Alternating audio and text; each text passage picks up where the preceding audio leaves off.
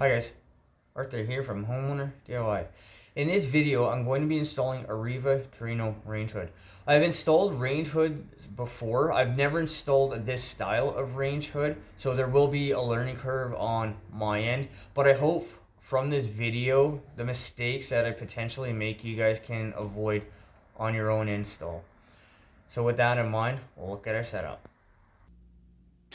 Alright, so this is the setup. So the unit is going to go on the bottom here. It's going to fit up through. I cut a notch with a sawzall for the bracket. Our piping is there. This is our power. Guys, this is our setup. So what we'll do now is material and tools. Alright, this is the material / parts list. So what you see here comes actually with the unit.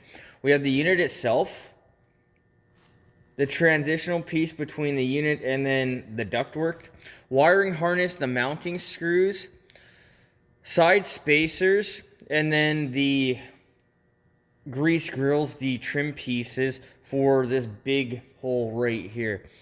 This is what comes with the unit. Now we're going to look at the materials that you're going to have to supply yourself. Alright, this is the material list that doesn't come with the unit, so you have to supply this yourself. Foil tape, plastic grommets. So these grommets, I don't know why they don't come with dishwashers, or in this case a range hood, but these are required by electrical code in basically everywhere in the modern world. Marrettes, also known as wire connectors. 1.5 inch screws, a 6-inch connector, a 6-inch 90, and then I have a 2x4 block that I'm going to use to try to reinforce the cabinet where the range hood is going to sit. Guys, this is the remainder of the material list for this job. So what we'll do now is a tools list. Alright, this is the tools list for this job. So in the back I have a 5-foot ladder. My cordless kit. I'll need the sawzall, drill, maybe the grinder. We'll see how this goes. A socket set. My Dremel kit in the back right. The Dremel is going to be to cut the duct down that's already in the cabinet because it's too tight of a space to safely get a grinder into it. Wire strippers, duct crimpers for safety equipment, an electrical tester, which I also call a volt stick, safety glasses, earplugs, and then I have my pouch for hand tools. So hammer, flathead, a knife. We'll see what else I might need on this job. But guys, this is the tools list for this job, so let's install this range hood. Alright, before doing anything, make sure that there's no power. Alright, power's off. So the first thing I'm going to do is break out the little knockout for the power, because it'll be easier to do it now before the unit is up in the cabinet space. This is the power box right here. This screw is a T20 Torx.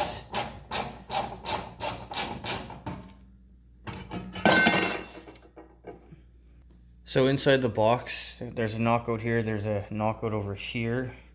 I don't think it really matters which knockout that you knock out, but I'm going to take an educated guess. That is where the grommet is going to go. Alright, so the power box is here. The power comes in through the top, so you can either hit this or this knockout. I don't think it matters, but if the wires are coming here, I prefer to do this one. So just take a flathead screwdriver and a hammer.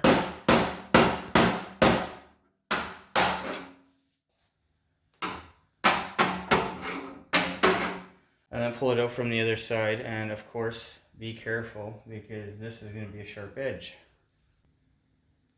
So that's the grommet. You see the doorway. So the wire will go through the one way. If you try to pull the wire out, it's going to get caught.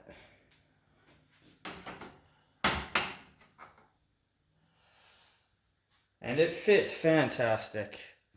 Alright, with the unit on the table here, I'm also going to put the transitional adapter piece in now because I think it's going to be easier than when this is inside the cabinet. For this unit, There are the longer screws here, and then there are the shorter screws here. So there are only two types of screws. I'm going to take an educated guess. These longer ones are for mounting the unit itself.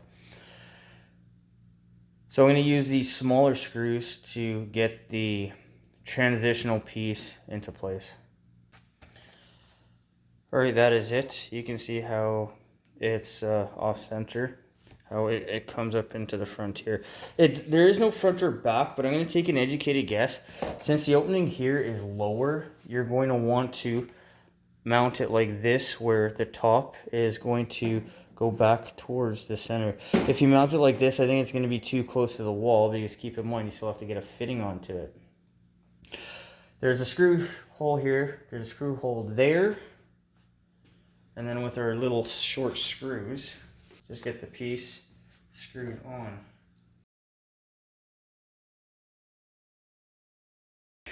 Alright, so this is now on. I don't know why it's loose, because the screws are they're both tight. This was harder than it had to be, but it is what it is. Now the unit can be put up into its space. Alright, so these are our spacers. They fit on like that, so they lift you a cutout. So you're going to use small hole. And then it'll fit on like that.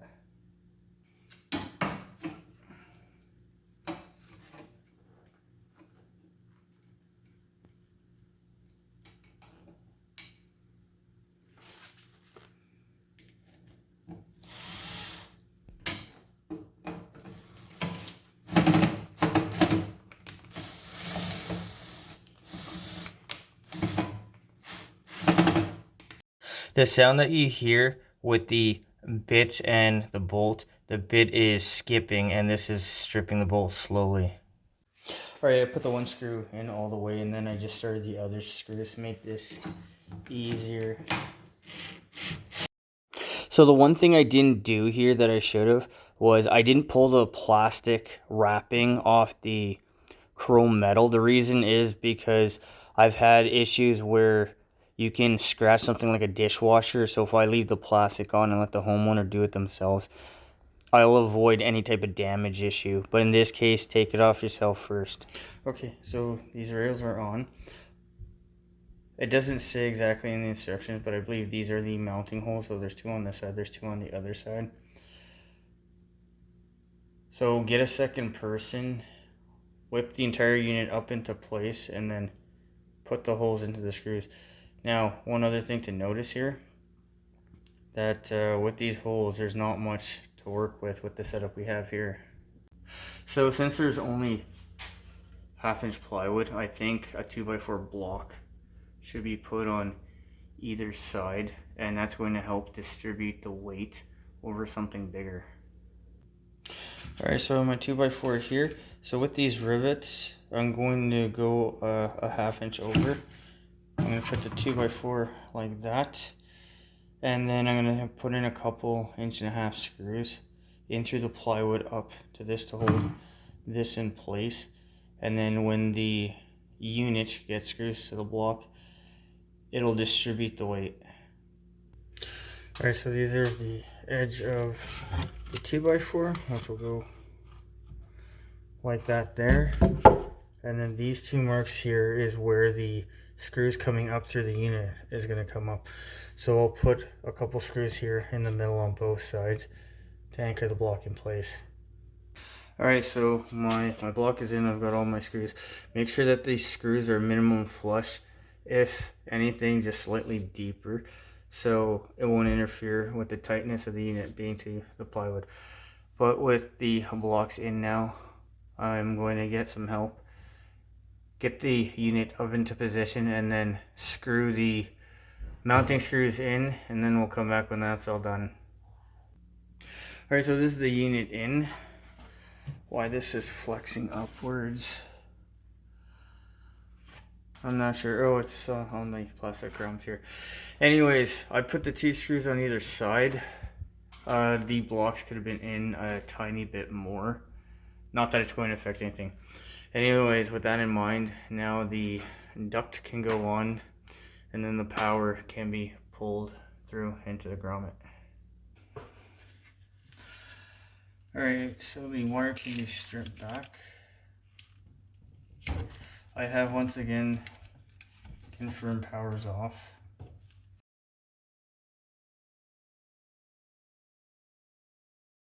So strip back about a 1/2 inch of the end of the wire.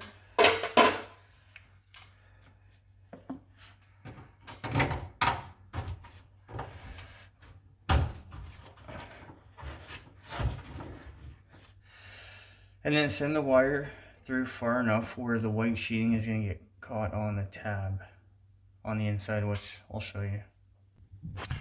Alright, so this is our power coming in. These are our 3 wires. So I'm going to take off the 3 ends. The ground will be tied to the ground first. The neutral will go to its neutral, which is white. And then the hot black to black will go at the end. I'm just going to go ahead and do this because it's way too awkward for me to try to film. But check out my dishwasher videos, or I guess any of my electrical videos, because it'll be the same thing, just a rinse and repeat. Okay, everything's been tied together. Give a tug on each of the Marrettes to make sure that they're nice and tight, so the cover can be put back on, which we'll do here. The torque screw will go here, and then the last thing to do will be the ductwork. Alright, with power hooked up, let's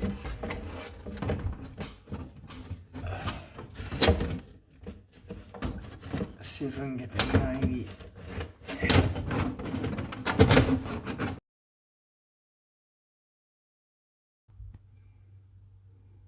Okay, so the 90 is a little bit too far out, which means this needs to get cut back.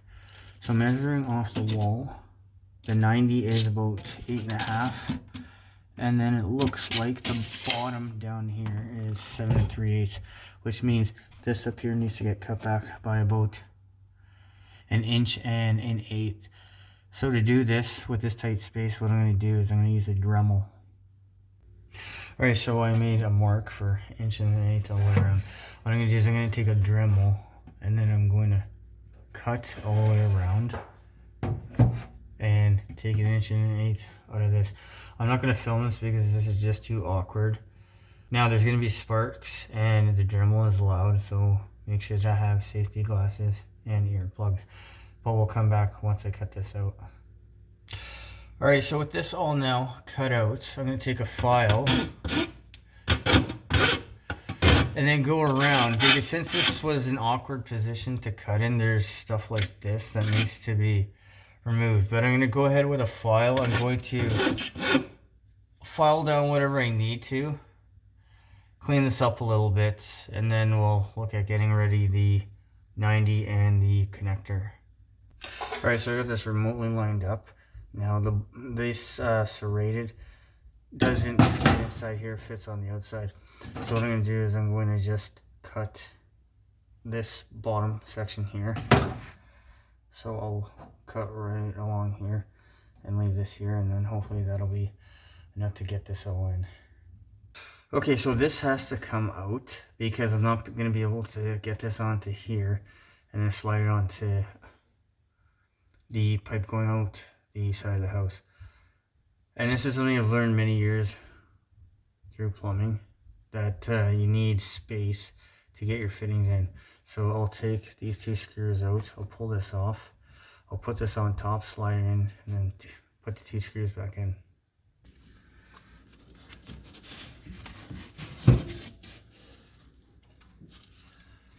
Okay, with everything in, now the foil tape can be put on. So when you put your foil tape on, try to go right down the middle of the tape.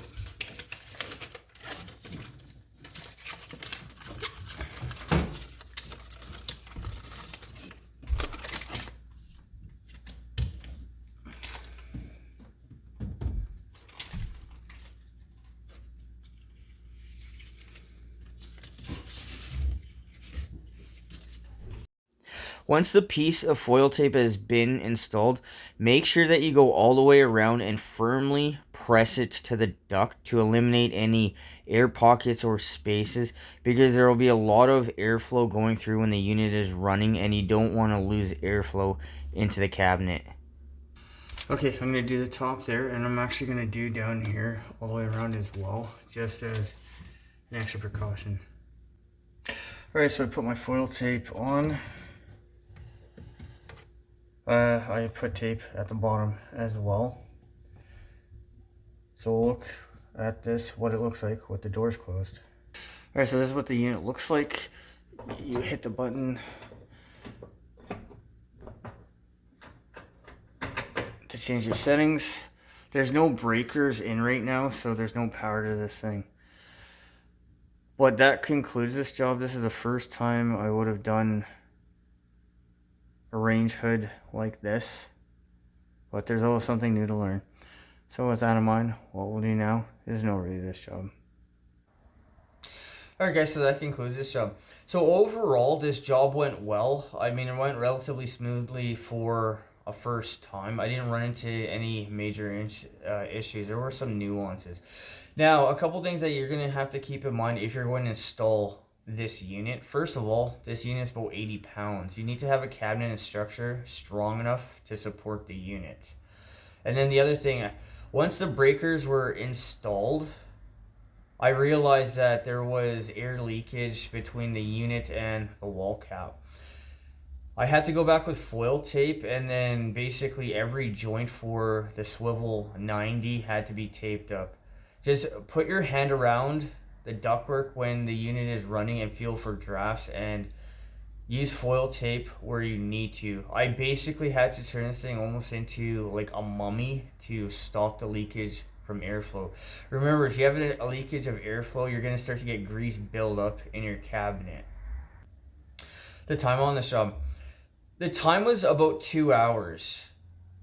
You can probably do it faster because this is my first time doing this, but it was on my end about 2 hours. I didn't run into any problems.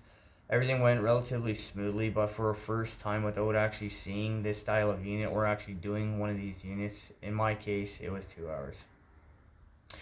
The cost of this job. The unit and material, the cost is, I'm going to say roughly $1,300. I didn't supply the unit. I'm just looking at what they have for online.